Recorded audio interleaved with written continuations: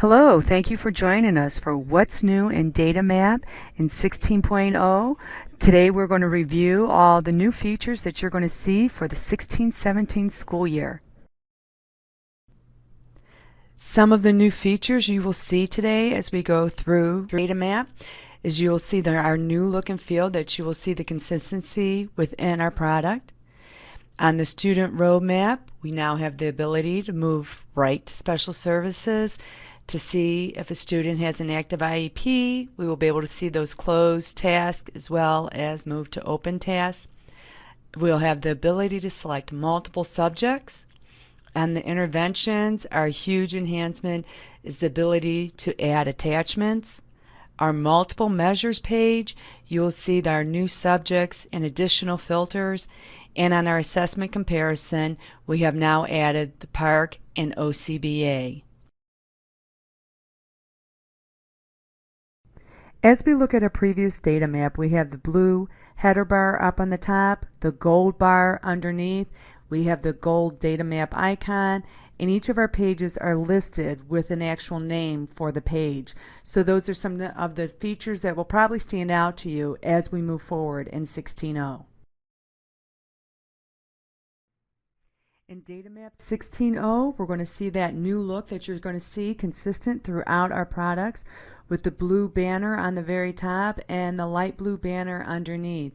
Also, you'll see the logos for each product will be replaced with the ProgressBook logo, and also the new menu items. So instead of having the home page or the pages listed with the names on top in the top banner, we're going to have the menu icon that will be consistent through all our products.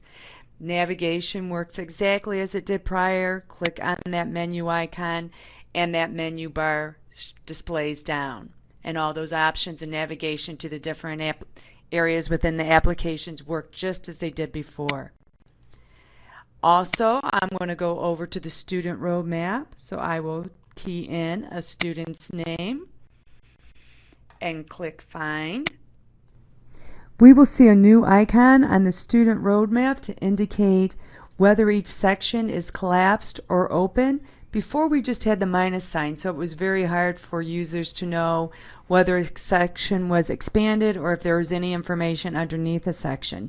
So now if the arrow is up, as you see here, that indicates that the section was open, and if you click on that section, then the down arrow will display indicating there is more information in that section that can be displayed.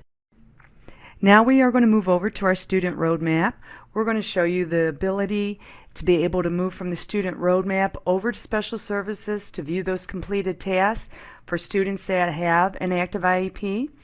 Also, as we come down and we review the state assessments section on the student roadmap, you'll see a wonderful new feature to be able to select multiple subjects. We are on the student roadmap with a student with an active IEP. We now have the ability with a student that has an active IEP, if your district has special services and the teacher has the correct permissions within special services, may now click on the yes, and this will take us directly over to the completed task in special services. The teacher or administrator at that point in time may review the completed task. Click on the student roadmap link within special services to return back to DataMap. The student roadmap, you will find this wonderful new feature that has been added in 16.0. If we move on down on our student roadmap to our state assessment history, you will see that currently our state assessment history in DataMap, or previously, would only allow you to show one subject at a time. So the OAA displayed in reading, the PARCC and OCBA, which is your new Ohio State test, would display as ELA or English.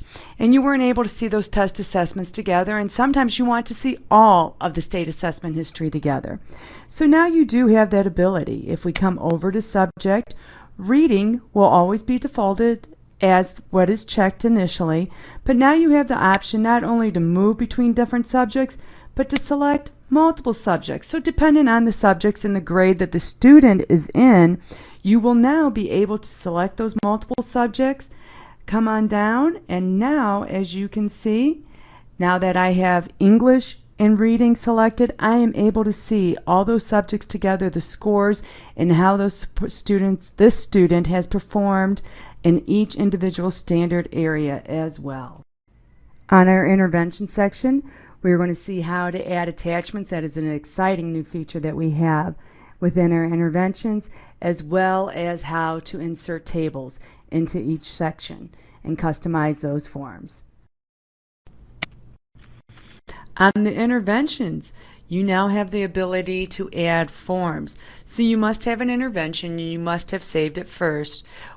If you're creating a brand new intervention, you're going to create the intervention, click Save, and once you do click Save on an intervention, so anywhere, not just on the student roadmap, but anywhere where you're able to open and access a student's intervention, you're going to be able to click the View Edit, and once you click View Edit, as you can see, we have a new button up on top for attachments. Right now my attachment shows 0, so I have not attached any documents yet. Simply click on that new button and then just browse to where you've stored your document. So we're just going to create how you can create a district assessment, put in there what every student wants to see or every teacher wants to see. And then once you have browsed for your file, clicked Upload. Now your file will display there. You can load multiple files on there. Once you have that file on there, you can delete the file if you choose by hovering over that line, or if you hover over the other icon that gives you the Downloads option, and then you can download and view that document to ensure that that's the correct document that you wish to attach to your intervention. Exit out of your upload, and now when I return to the intervention form, you see that the attachments now says 1 right there. So you're able to see that. So you will, once you open an intervention, if it has attachments, you'll be able to see how many attachments have been attached to the intervention. Also, you now have the ability to control, add, and input tables into your interventions. So once I click into any given section, I can see that there is a new icon up on my editing tools for tables. That allows me to insert a table. I can choose how many columns, how many rows I wish to import. Once you import, you're going to be able to, if you select the table, you will have all of your editing tools in there as well as viewing your properties. You can stretch out that table. You really have the complete flexibility of your customization, deleting, inserting a row before or after, inserting a column, or deleting your rows. All the functionality that you do need in a table. You'll be able to adjust your table however you wish. It's going to grow with you, adjust your columns. So you will have the functionality and the flexibility to maintain your tables just as you wish. In our following section, we will review our new features on the multiple measures page. We have a new subject that is available, as well as some additional filter options that I'm sure you're going to be very excited about. In this section, we will show in DataMap how to access the multiple measures screen and our new features that have been added to our multiple measures screen. So to access multiple measures, we're going to come up to our top menu bar, our new icon, come down to Analysis, then select Multiple Measures.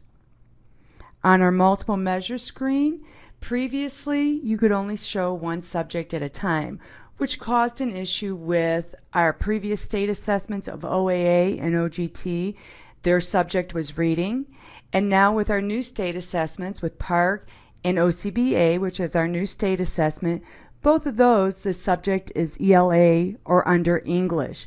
So in order to have all that information to be able to display together on one screen, if we come under subject, what you will see in 16.0 is a new subject, English, Reading, and Writing.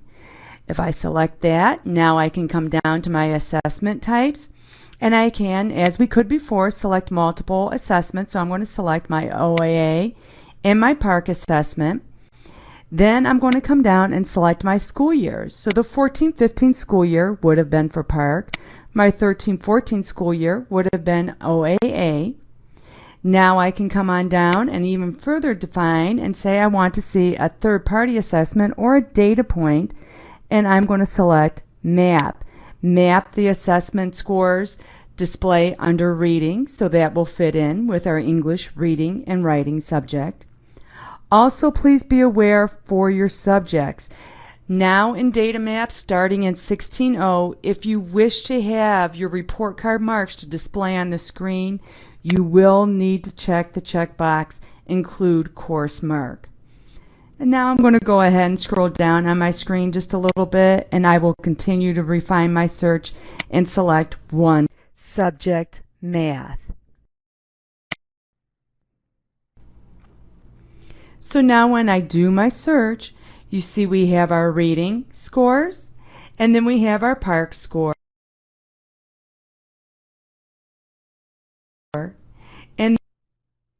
And if we choose to move across our screen, we will see that our map scores also display, as well as our reading course marks.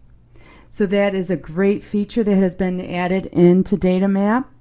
Now if we continue to move on down our screen, if you notice that our icons are the same, with the up arrow meaning that section is expanded, the down arrow that I can collapse my section, so I'm going to collapse a couple sections here. We can also now filter by placement levels. So I have my OAA and my OGT scores. So for English, that's my Park scores. I could say maybe I want students. We had the placement level of Met. And then I also wish to select for my students in reading that placed proficient. So now I am going to be able to have those two filters added on, narrow down my search results by students that met both of those criteria. And as we see, because we took multiple tests on the OAA, my students that placed proficient in either of those tests, because that was their third grade results, so I see that they placed proficient in October, and now I can also identify that these same students also had the proficient placement level of Met. So that is a new feature that I'm sure many will find wonderful, and be able to really see those students that transition from year to year from one placement level. Maybe they were below in one year, and I want to see those that transitioned up to proficient or Met, or that advanced from one level to the next. So that's really going to allow that cross-checking of those assessments. You also, just as you have now today on our assessments screens, the ability to filter by scaled score. You're selecting your subject, English, math, reading. So it's whichever subject that you have on your screen, I'm going to be able to filter on those students, or students that took the math assessments. I want to see those that had a scaled score above or below whatever scaled score I wish to choose. And we also will be able to filter by attendance. Our final screen for what's new in 16.0 for DataMap is on our assessment comparison. You now are able to select your OCBA in your Park assessments. In DataMap in 16.0, our final screen that we have, our last enhancements that we're going to show today for 16.0 is on our assessment comparison screen. So I'm going to come up, select our new menu icon, select Analysis, and then Assessment Comparison. On our assessment comparison, as you can see, previously all we had was OAA and OGT, but now that we have our new state tests, your Park and your OCBA, which is your Ohio State test, I can now select my Park assessment, I can select a student, or I could select a teacher to get my results. So with my student, I'm going to come down to our student that we have been looking at all through today. Is my Sebastian Smiles. I'm going to select my reporting periods. I'm just going to go ahead and select them all. And then remember, Park and OCBA, if I want to see those ELA results, I do need to select English. Click. And you're going to see those results for your OCBA or Park under English. You may need to select your test because there are varied tests that the students get within those assessments, and they display with the averages just as they did prior with your OAA and OGT.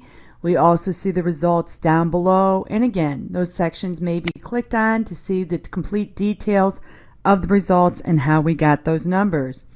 Along with the Park and OCBA, you can also select the individual standards, whether you are looking at the student or the teacher.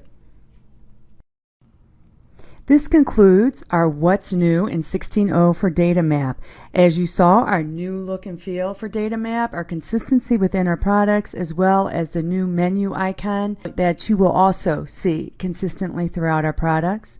On the student roadmap, the ability to go to special services and view those completed forms on our special education students, as well as the ability on interventions to be able to upload forms, and on our multiple measures, the new subject, additional filters, as well as on the assessment comparison, which now includes the OCBA and the Park assessments.